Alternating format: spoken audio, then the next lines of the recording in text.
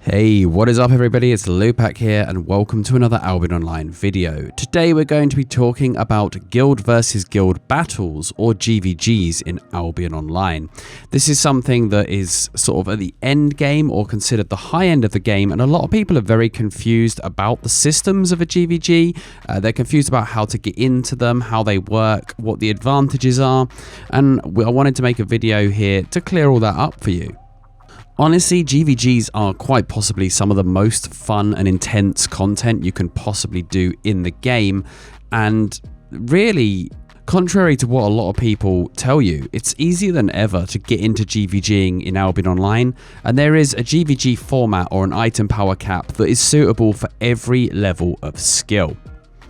So first things first then, we need to talk about what exactly is a GVG. Now, a Guild versus Guild Battle, or GVG, is a 5v5 team fight that takes place in the various territories of Albion Online. The one exception to this, of course, is city fights in the Royal Continent, which take place as a 20v20, but we won't really be covering them in any depth in this video.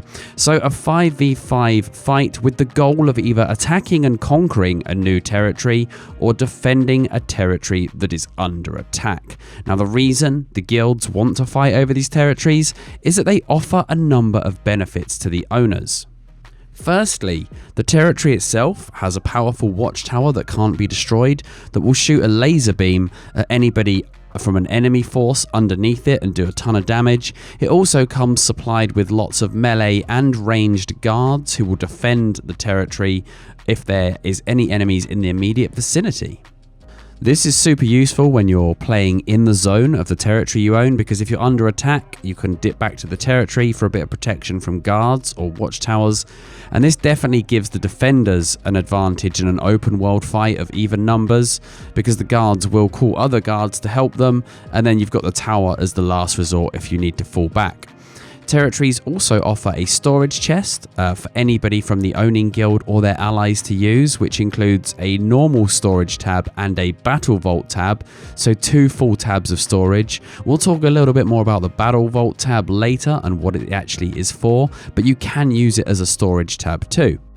Another advantage of territories is anything that you gather on the territory, if you are from the guild that owns it, will be subject to a 50% yield bonus. So your gathering while within the boundaries of your territory will be a lot more efficient. Territories also offer the generation of seasonal points and siphoned energy through mages. Mages will spawn at set intervals, and the longer your guild can keep them alive, the more energy and points they will generate. Be warned, however, enemy forces will come to try and kill your mages and take the energy and points for themselves. So you will be alerted when they're under attack, and you will be probably required to defend them at some point. Finally, the territories offer a Crystal GVG slot, if it is a resource tower. Now, the Crystal GVGs are a special 5v5 GVG match that takes place in the Crystal Realm. We'll cover what it is and how it works a bit later, but these are one of the most fun ways to get into GVGing, because they offer a low IP cap and they offer rewards to the players taking part as well, in the form of tomes and energy and silver.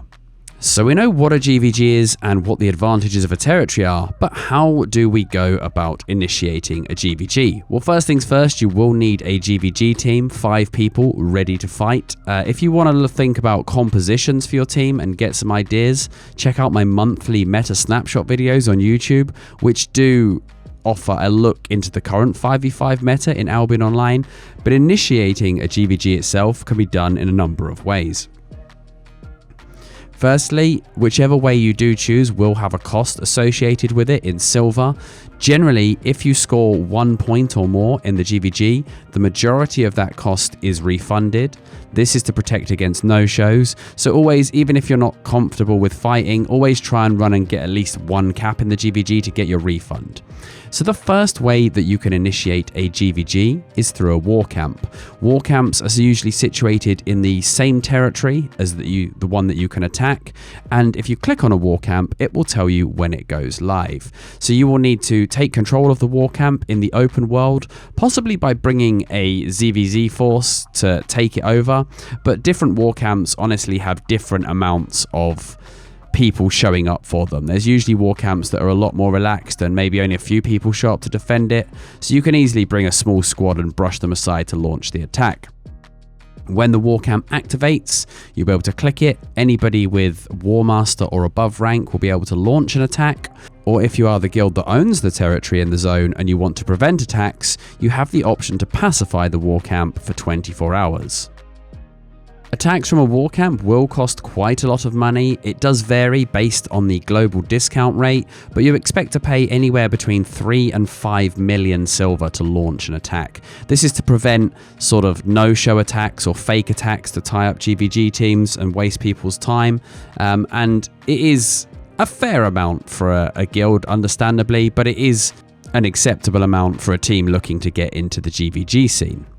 The second way to launch attacks then is from territories you already own. If you click on the map, you'll be able to get to the drop-down menu on the links here, and you'll be able to pop up the all links view, and this will show you which territories are linked to which and which can attack which. So as long as the territory you own has a valid attack line to an enemy territory, you can click the enemy territory and launch an attack. Now this is cheaper than launching a normal attack from a war camp. At the time of making this video, it was 1.55 million to launch an attack on an adjacent territory.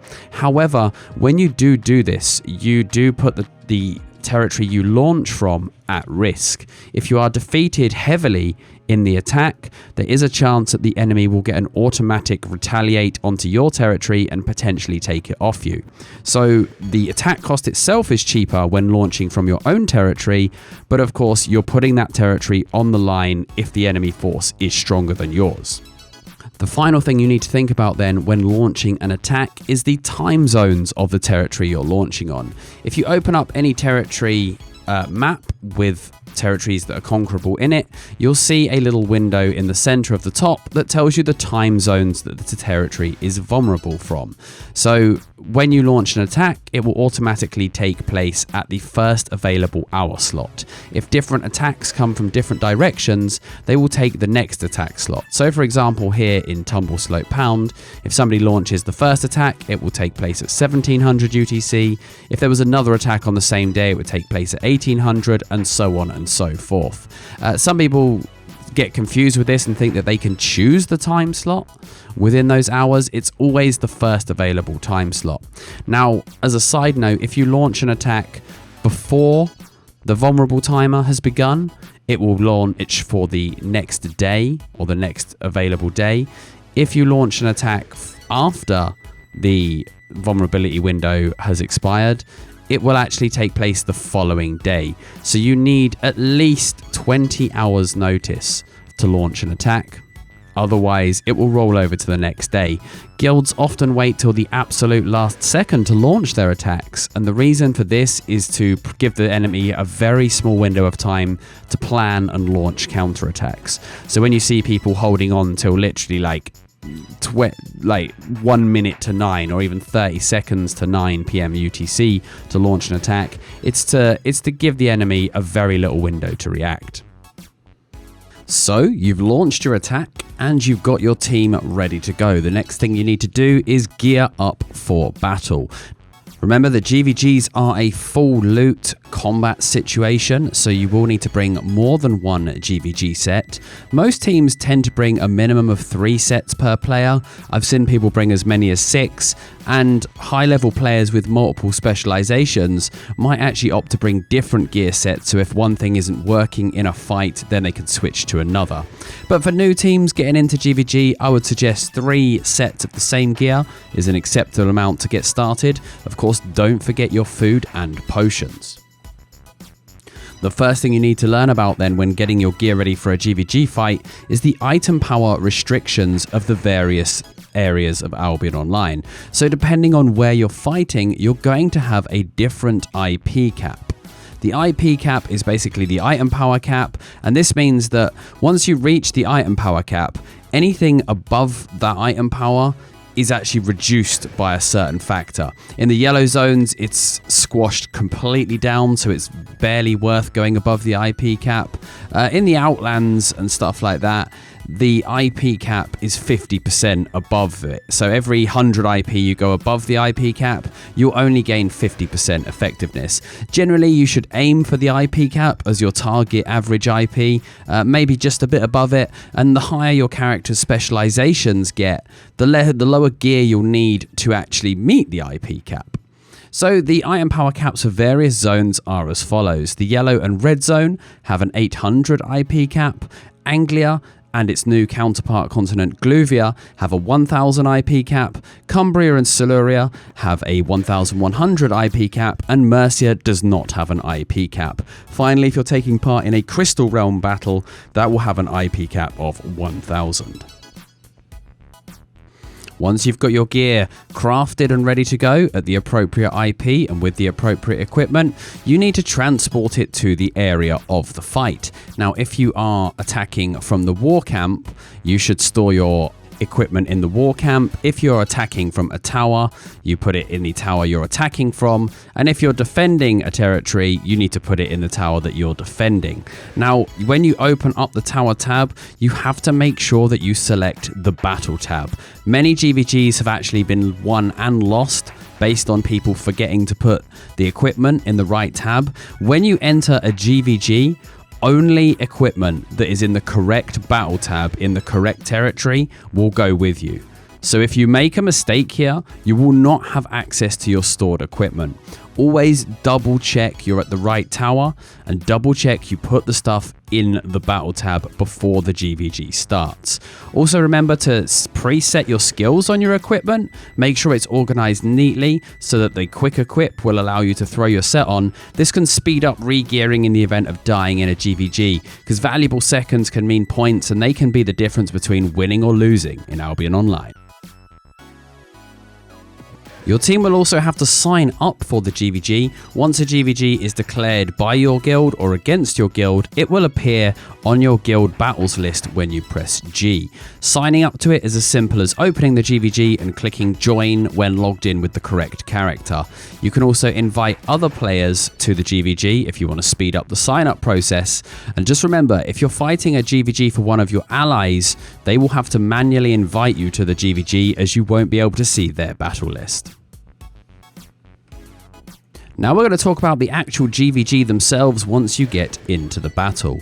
Now a GVG has a time limit of 25 minutes. Usually a GVG will last between 10 and 20 on average, I would say. The harder somebody wins, the quicker it's over, but some GVGs do go the full distance. Now, when you begin a GVG, you will notice that there are 3 capture points on the map, which are neutral and uncaptured, and each team starts with 150 points. Every minute of the timer that goes by, there is what's called a cap rotation, where score is awarded based on how many points you cap. So the point scoring works as follows. For every kill you get on the enemy team, they get -4 points. For every stone that you capture for your team, 1 point is deducted from the enemy. For every rotation that passes with you holding 1 more cap point than the enemy team, they get -10 points, and if you happen to hold all of the caps on the timer, it's -20 points. The timer is every single minute, so after the 25-minute start, the first rotation will be then at 24 minutes on the timer, and so on and so forth. It takes approximately 10 seconds to capture a cap point, so factor that in when you decide to make a jump for the cap point if it's close to the rotation. If you don't have time to grab the capture point before the next rotation, you might be better off fighting instead. The first team that is reduced to 0 points in a GVG will be the loser. If it's the attacking team that loses, then the defenders will hold their territory. And if it's the defending team that loses, then the attackers will gain control of the territory. Also worth noting that if neither team is reduced to 0 points and the 25-minute time limit is reached, then the defenders will win by default. Each team starts on their side of the map in their battle tent. Inside their tent they will find a chest, which is all of the items that they stored in the battle vault. Players are also invulnerable while they're next to the battle tent, and the tent itself has a laser beam ability very similar to a normal open world watchtower, so be very careful if you're chasing the enemy towards their tent. When a player is killed in a GVG, they lose all of their equipment, which is dropped on the floor, affected by normal trash rates, and then they will respawn at their tent after a fixed amount of time. Now, the time it takes to respawn increases as the battle goes on. So initially, the first few deaths in a GVG will respawn quite quickly, but as you get towards the end of a GVG, the respawn time will be a lot longer. So bear this in mind when you're waiting for your dead players to get back into the fight. As a side note, the city fights, the 20v20 Royal Cities, these have slightly different rule sets to a normal GVG. The starting points tally is 200, kills are only worth 1 point, and the rotations are every 2 minutes. There is also 5 capture points, so the maximum possible cap rotation on a city is minus 40 points. When you're fighting a GVG, you will also have to pay attention to what happens if you lose the GVG. Now, this is very, very different depending on whether you're the attacker or the defender. If you're losing the GVG as the attacker, you get sent to one of the nearest exits to the territory you're in at the end of the GVG with all of the gear on you still equipped. So you may be ganked with your set, or you can bank it before the end and you'll be just ported out naked. All of the stuff in your battle vault will still remain in the territory that you attacked from and will be completely safe.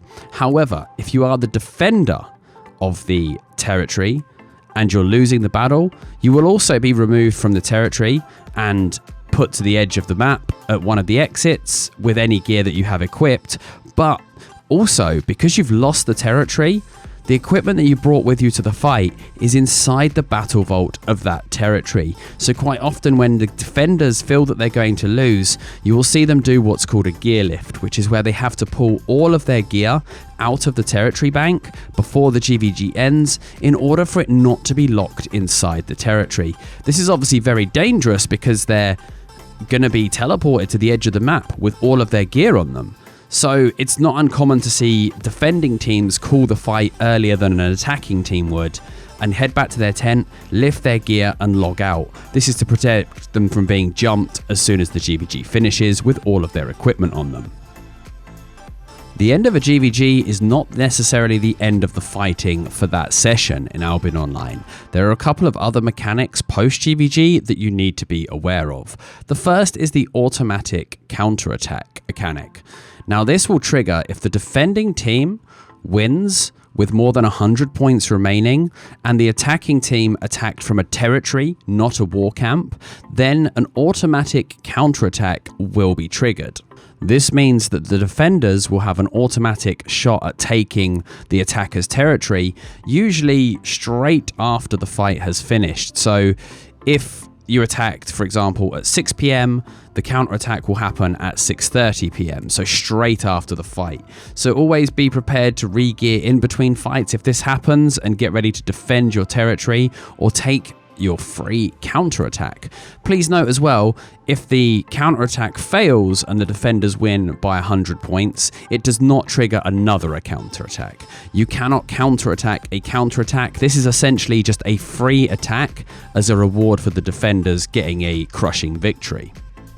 There's also another mechanic called the Retaliate mechanic. Now, this kind of works differently to the counterattack mechanic in that if you lose a territory, but you own an adjacent territory that has a direct connection, as we discussed earlier, you have the option to retaliate on the lost territory within 30 minutes of losing it. This will trigger an attack on the territory that you just lost, and this will take place at the nearest hour slot. So if you declare an attack at 6:15 PM, the next attack will be at 7 PM. It will not fall in the half-hour slot, unlike a counterattack. Unsuccessful retaliations can trigger a counterattack, and if that counterattack is successful, you can then retaliate from the next tower, providing it's still within the vulnerability window of the towers in question. The final thing you need to be aware of the GVGs themselves then is the GVG Lockout system. This is a system that prevents one character from fighting in GVGs all over the world throughout the day. Whenever you take part in an attack or a defense, you are then locked to that tower for 24 hours. That particular character will be GVG locked to that tower. He can only fight GVG battles in that tower or adjacent towers. You can do defenses or attacks that are either in or originate from any adjacent towers, as discussed earlier in the territory linking explanation. The game will automatically inform you if you can't sign up to a certain GVG because you're locked to another, and after 24 hours have passed, you'll be free to join any GVG you want. You can also preemptively sign up to any GVG that you want, as long as it's after your lock expires. If you try to sign up for one that's before your lock expires, the game will tell you that you can't fight it. The only exception to this is if you are defending a territory and you win 150-0, as in you don't lose any points. This would usually be by the opponent not showing up to the GVG or showing up completely outmatched and getting crushed. You are not locked. If you flawless victory a defense, you do not get a GVG lock. Attacks, however, even 150-0 wins will always lock you in the GVG system. Crystal Realm battles are completely separate to the normal GVG locks, and you are free to fight 2 per day. You can fight in the EU slot and the NA slot if you like, and they are not affected by GVG locking in any way. Outside of GVGs themselves then, what are the ways that guilds can train for a GVG? Well, the best way to train is the scrim mechanic. Now, this doesn't actually have a UI currently in the game and is initiated by using the chat interface to challenge another team to a practice match. Scrims are basically a non-full loot, non-IP capped simulation of a GVG. You enter the command /CM into chat, then a space, then an enemy player with a group that you want to challenge, then a space, and then the map that you wish to challenge them on. Currently, you can fight on either of the resource maps, Farmland, the Home Plot, and the Crystal Realm as practice GVG, so the full map set is available to practice on. There's also a number of Scrim Discords set up where people organize the matches. Remember, there is no IP cap in scrimming, so generally when you challenge an opponent, you will have a predetermined IP limit that players are expected to stick to for a fight. Also note that potions and consumables are used up in scrims, so people don't generally bring the super expensive GVG food, they bring the cheaper equivalents. So while they're not an exact simulation of a GVG, they're probably the closest that you can get in Albion currently in terms of practice.